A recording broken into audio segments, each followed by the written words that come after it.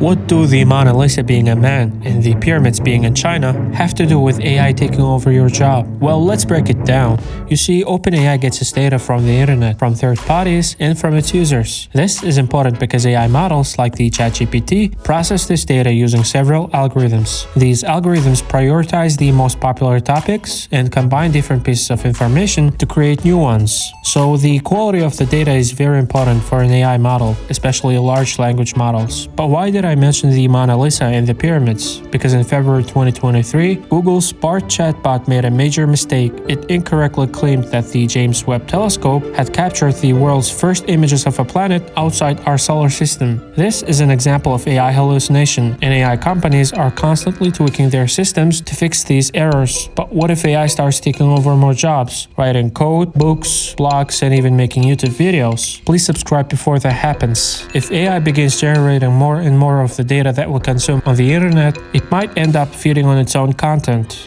This means it could process the information that's already been processed and enter a vicious cycle, resulting in it lose touch with reality. And soon we might find AI telling us that the Mona Lisa was a man or that the pyramids are in China. But what do you think?